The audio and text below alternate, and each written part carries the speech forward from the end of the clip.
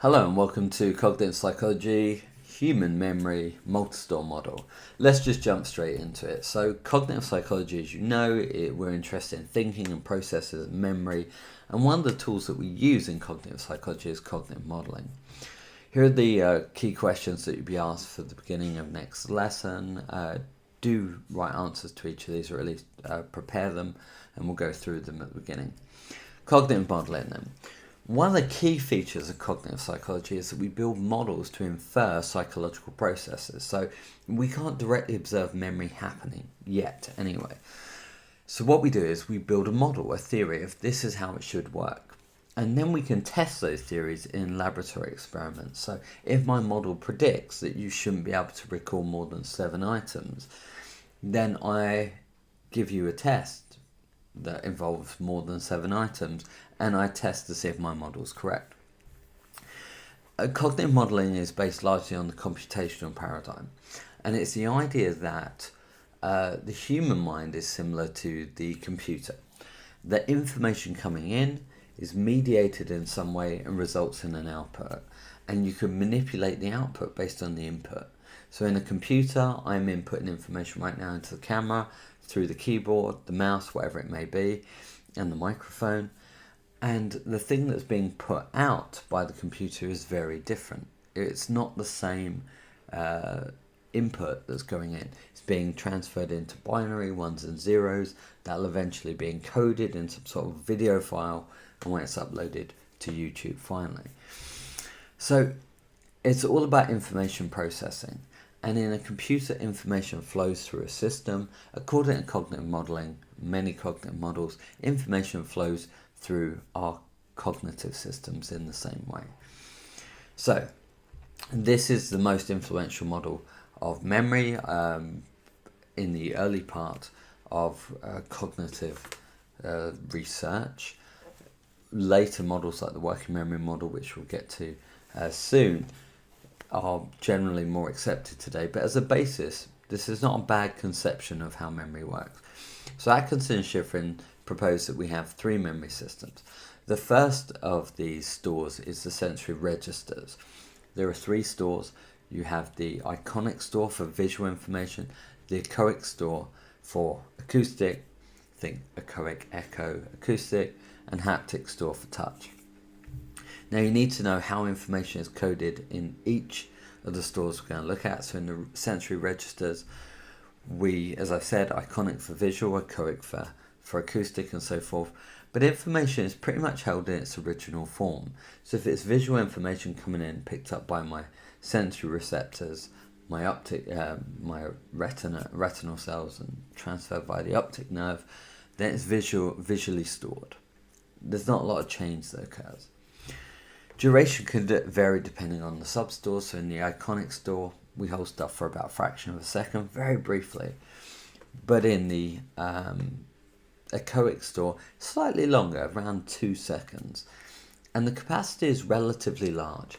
Your sensory registers are constantly being bombarded with information right now you're probably not aware of. The feel of your clothes on your skin and all the things happening around you. There's birds chirping outside, which you've only just noticed.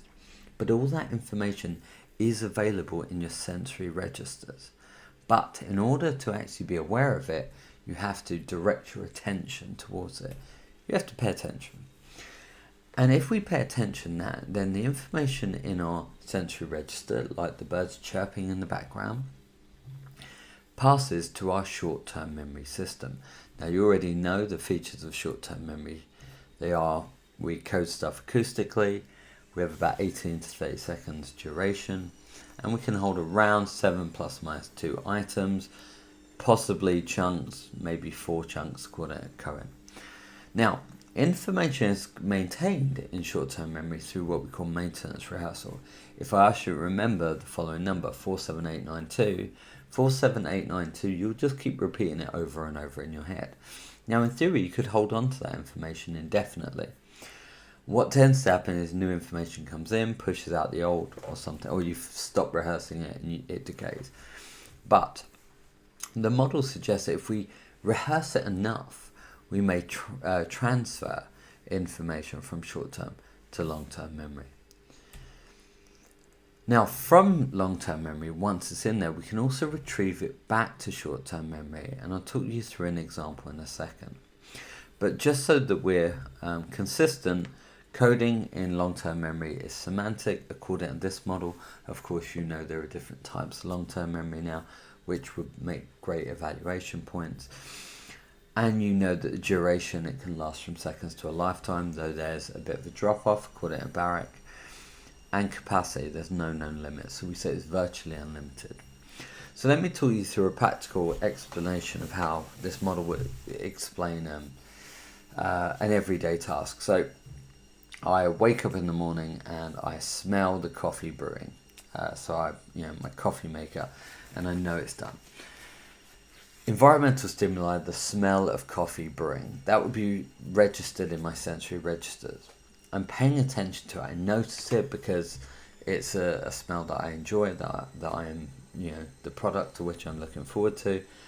So I would convert that to a short-term memory piece of information. Coffee's done. Coffee done. Or nice coffee smell or something. And that would be acoustically repeated if I want to hold on to it. That information may be rehearsed into long-term memory. This morning I had coffee, it smelled great. And it could be retrieved later on. All the information that you learn, according to the multistore model, follows this process. Each box is a different store for memory. The arrows represent processes. To get full marks in this question, discuss the multistore model. You would have to outline each of the stores and the processes involved. Interestingly, in the exam, they do give credit for drawing a diagram. So I would start off and draw that, include the substores, the iconic, the haptic, and the echoic, and then get into the writing part. All right, sensory register. Information enters sensory register from the environment. As I said, we have the echoic, we have the haptic, and the iconic. Darwin's study on acoustic, or the echoic store, is very interesting. And what's interesting about it is it suggests that we may have 2 seconds capacity, or duration, sorry. Now what's interesting about that is that if you've ever been in a conversation, perhaps with a parent or a teacher, where they turn around to you and say, "Are you listening to me?" And you say, "Yeah," but obviously you weren't listening. And they say, "Okay, if you were listening, what did I just say?" Well, miraculously, and the look of disappointment on their face, when you regurgitate exactly what they just said, according to sensory register, that would be explained by this slightly longer duration in the echoic store. So even though you weren't paying attention to it, because it's still in your echoic store, so you quickly, once they question you on it, switch your attention back to the echoic store. You've got something left in there, you transfer it short-term memory, and you say, "Aha, well, this is what you just said." Very limited in duration, very temporary store. Now, Sperling supports this. This is the only new piece of research that you need to elaborate this, but Sperling illustrated this in a really important study for us. I'd like to read through that study and actually pause the video, because it won't really make sense going forward. Okay, welcome back. So hopefully you've got an idea what Sperling did. 3 tones, each corresponding to a different level of the chart. So if it was a high tone, you only reported information from the top row, middle tone, low tone. Now what was fascinating about this is the image is no longer I can't cover it up, but the image is no longer available to see physically, so your accessing of it is from the sensory register, from the pattern or the image that you've temporarily stored. In order to because you're not aware of what tone's going to play, Sperling says that you must store the entire image. But as you are recalling specific items, let's say P, G, A, the image starts to decay, and that's why you can only recall a few items, 3 or 4. But when you are given a specific tone, you recall much higher rates of those, about 3 out of 4. Now that accuracy rate suggests that you do store the entire image, but it also shows that sensory register, or the iconic store, has a very, very short duration. Information decays rapidly. So it supports the existence of a sensory register with information that isn't passed to short-term memory because it decays, a limited duration, and a slightly larger capacity in this case. Now, attention. Attention is one of the most important information processes that you can perform. If you don't pay attention to something, you cannot transfer it to short-term memory, according to Multistore model. Now, there are a few cases which I'll share with you in class where this is not entirely accurate, but generally this is true. So if you think you're passively learning by turning up to class, you're not. If you're not paying attention, you're not learning. If you're drifting, you're not learning. So it's a complete waste of your time even engaging in it. If you're reading something, you find yourself drifting off task, you need to stop, start again. And you know this because list all the sights and sounds around you right now that you were not aware of. They're in your sensory register, but in order to get them in your short term, you need to pay attention to them. Attention is the most important item for us. Once in short-term memory, information decays fairly rapidly, although less rapidly than in sensory registers. We can rehearse it through maintenance rehearsal or pass it on to long-term memory. Think about this. You have a list of words to recall or remember: dog, pen, house, red box. From the sensory register, you pay attention to each of them one at a time. They log in your short-term memory. If you rehearse them enough, you'll be able to remember them. Realistically, that doesn't work. Just straight rehearsal is one of the least effective ways of transferring information to long-term memory. The more effective way is elaborative rehearsal. This means to do something with the information. And I'm constantly on at you about don't just read your notes, annotate the guide notes, questions, come up with questions. That's a form of elaborative rehearsal. Come up with a story, chunk it, modify the information in some way. So elaborative rehearsal. This is really an evaluation point of the Multistore model. And long-term memory.